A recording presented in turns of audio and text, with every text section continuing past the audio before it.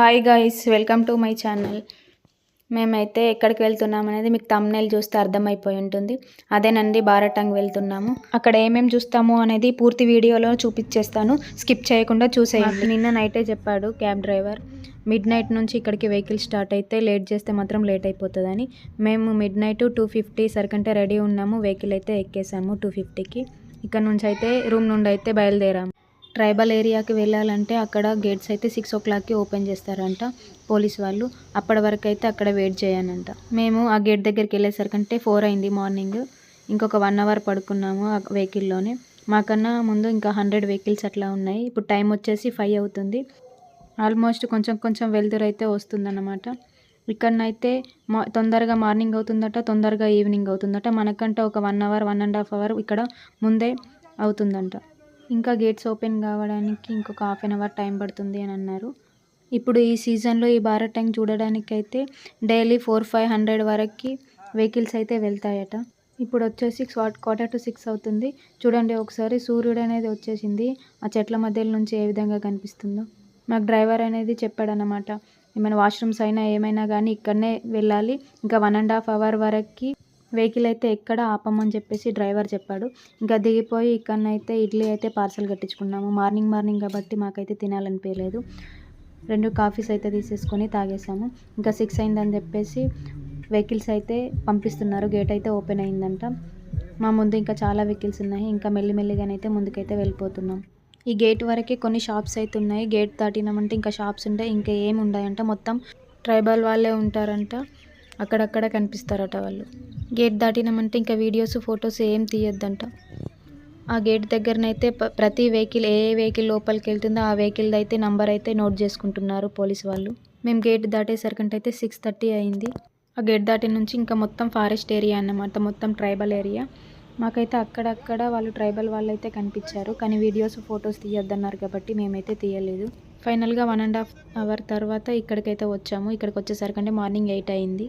ఇక్కడికి వచ్చిన తర్వాత అందరినీ గవర్నమెంట్ బోట్లోనైతే ఎక్కించారు. పర్ పర్సన్ 12 rupees అట్లా టికెట్ ఉందన్నమాట. ఇంకా కింద ప్లేస్ లేదని చెప్పేసి పైన ఓపెన్ డెక్ ఉంటుందని చెప్పేసి మేమైతే పైనకైతే ఎక్కిపోయాం. అక్కడనే నిలబడిపోయాం. 10 minutes తర్వాత మనం వెళ్ళబోయే పాయింట్ దగ్గరికి అయితే వచ్చేసాము. ఇక్కడ నుండి మనం లైమ్ స్టోన్ కేవ్స్కి వెళ్ళడానికైతే మళ్ళీ వేరే స్పీడ్ బోట్ అయితే ఎక్కాలన్నమాట. ఆ స్పీడ్ బోట్కి అయితే పర్ పర్సన్ 900 rupees అట్లా ఉంది. ఇక్కడనైతే టికెట్ తీసేసుకొని నిలబడ్డాము. మా బోట్ నేమ్ వచ్చేసి శ్రీ రైడర్స్ అంట. బోట్ రాగానే ఇంకా మమ్మల్ని అయితే పిలిచారు. ఇంకా వెళ్ళిపోతున్నాము.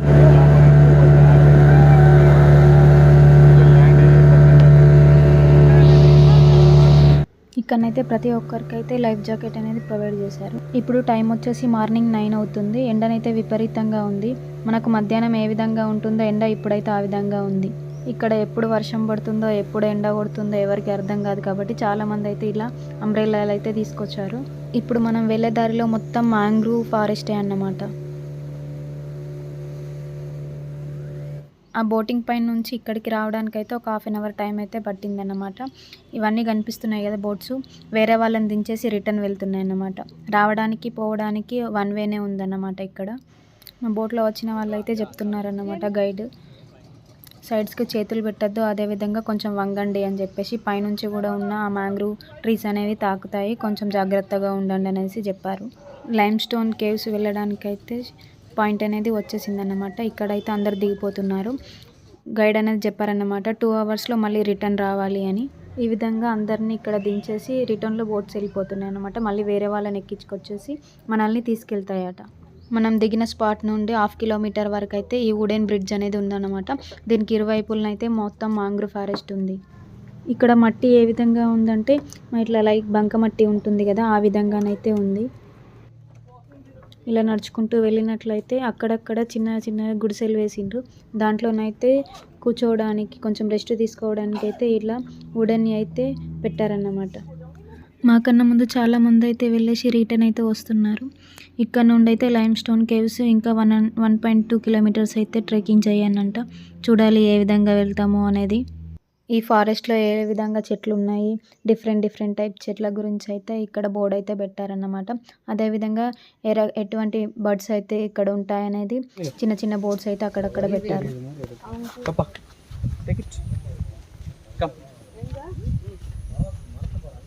చేతి పట్టుకొని ఒక చేతుడు తాగు, కొంచెం కొంచెం తాగు, సరేనా? పట్టుకోవాలి, చేతి పట్టుకోవాలి. మనం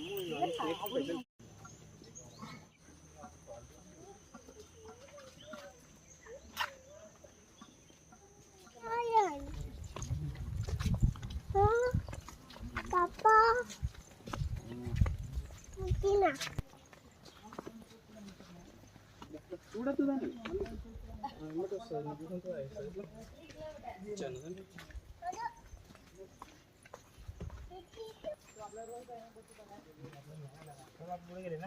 ఇప్పుడు టైం వచ్చేసి మార్నింగ్ 9:30 అవుతుంది.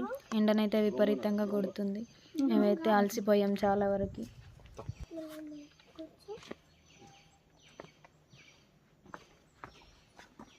నాకా నాకేనా నీకా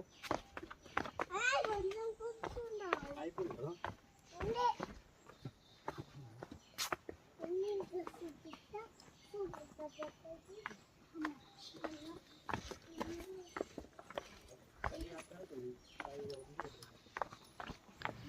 ఇంకా ఇక్కడ నుంచి అయితే 0.5 కిలోమీటర్స్ అయితే ఉంది. ఈ పాటికైతే చాలా అలసిపోయాము. మేము వచ్చేటప్పుడు ఓన్లీ 1 వాటర్ బాటిల్ తీసుకొచ్చుకున్నాము, అదైతే అయిపోయింది అన్నమాట. మా బాబుకైతే 2 జ్యూసెస్ తీసుకొచ్చాము, వాడిది కూడా అయిపోయింది. ఆ విధంగానైతే ఉందన్నమాట. మెల్లిగా పట్టుకోయేవాడిని, ఎత్తుకోలేకపోతే.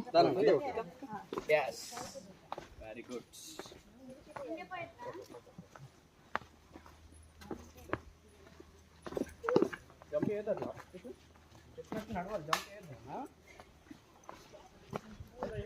आराम से आ जाइए. ठीक है.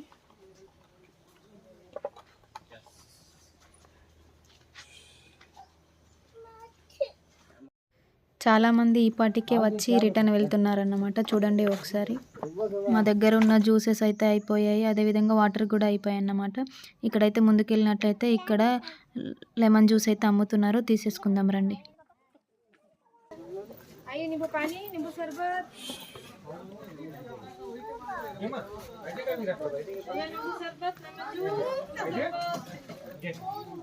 ఎంత? दो दे दीजिए, రెండు తీసుకో. एक स्वीट दे दे, एक सॉल्ट दे दे, चलेगा? ఇది చూడండి.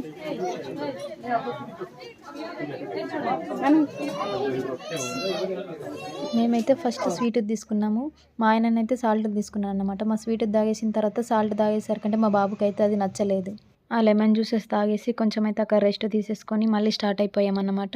ఇక్కడ నుండి ఇంకా కొంచెం దూరం అయితే ఉందంట.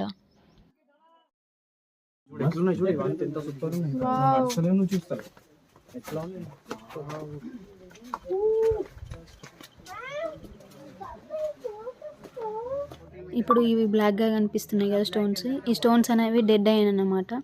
అంటే లైవ్లో ఉన్న స్టోన్స్ అయితే వైట్ కలర్లో ఉంటాయంట. ఇవి ఒక 100 మీటర్స్ వరకు ఈ డెడ్ అయిన స్టోన్స్ అయితే ఉన్నాయి. ఇంకా 40 మీటర్స్ వరకు వెళ్తే లోపలనైతే లైవ్ స్టోన్స్ అయితే కనిపిస్తాయట. మాకైతే గైడ్ చెప్పాడన్నమాట. నేనైతే ఎక్కడైతే లైట్ కొడతానో దాని గురించి నేను ఎక్స్ప్లెయిన్ చేస్తాను, మీరైతే అక్కడైతే చూడండి అని చెప్పారన్నమాట. जेलीफिश होता है ना, जेलीफिश. हाँ हाँ, जेलीफिश. उसके से में बना हुआ है. वो यस गन. సిలికా మైకా ఉండడం వలన ఇక్కడైతే షైనింగ్ అవుతుందంట.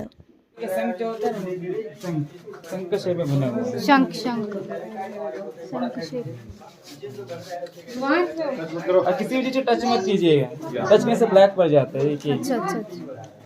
ఈ స్టోన్స్ని ఎక్కడైతే టచ్ చేస్తామో అక్కడ మొత్తం బ్లాక్ అయిపోతుందట. ఇక్కడ వచ్చేసి గైడ్ ఎక్స్ప్లెయిన్ చేస్తున్నారన్నమాట. ఈ విధంగా వాటర్ పడుతూ పడుతూ ఈ స్టోన్ అనేది ఏర్పడుతుందని. లైవ్గానైతే వాటర్ అనేది దాంట్లో నుంచి వస్తున్నాయన్నమాట. చూడండి ఒకసారి, ఇక్కడ మీకైతే క్లియర్గా కనిపిస్తుంది వాటర్ పడేవి షైనింగ్ అవుతున్నాయి చూడు, అవే వాటర్ డ్రాప్స్ అన్నమాట. లైట్స్ వేయడం వల్ల మనకు కొంచెం అవి షైనింగ్ అవుతున్నట్లు కనిపిస్తున్నాయి. ఇక్కడ కనిపిస్తుంది కదా, ఇక్కడ నుండి వెళ్ళి మనం ఎక్కడైతే స్టార్ట్ చేసామో అక్కడికైతే దారి ఉండేదంట. కానీ 2004లో సునామీ రావడం వల్ల ఇక్కడ నుండి అయితే దారి అయితే క్లోజ్ చేశారట. ఇప్పుడైతే మనం ఎక్కడి నుండి వచ్చామో అక్కడ నుండి అయితే రిటర్న్ వెళ్ళిపోవాలంట.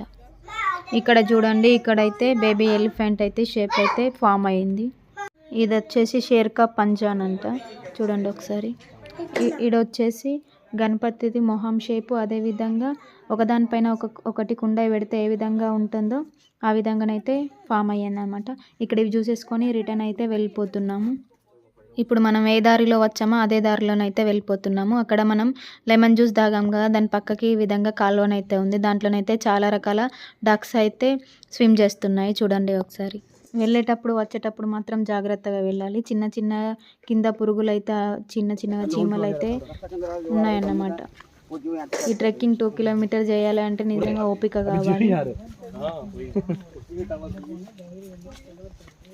మనం ఏ బోట్లో అయితే వచ్చామో అదే బోట్లోనైతే మళ్ళీ రిటర్న్ వెళ్ళిపోతున్నాము.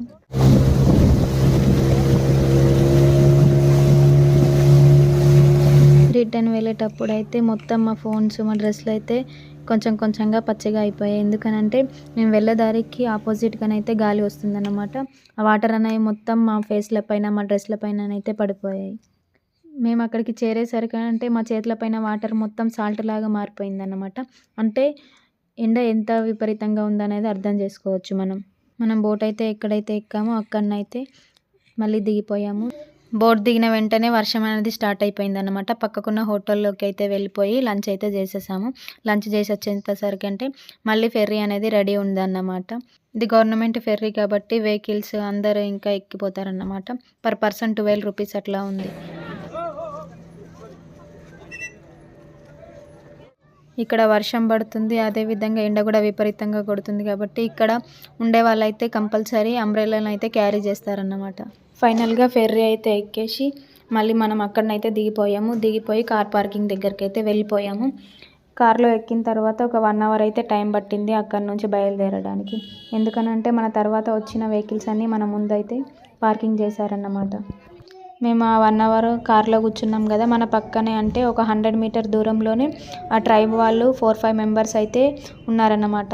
అక్కడ నుంచి అయితే మేమైతే దగ్గర నుండి లైవ్లో చూసాము. మాకైతే ఈ భారటాంగ్ జర్నీ అనేది చాలా కొత్తగా అనిపించింది. మీకు ఏ విధంగా అనిపించిందో ఒకసారి కామెంట్ చేసి చెప్పండి. Thanks for watching this video. Please do like, share, subscribe my channel.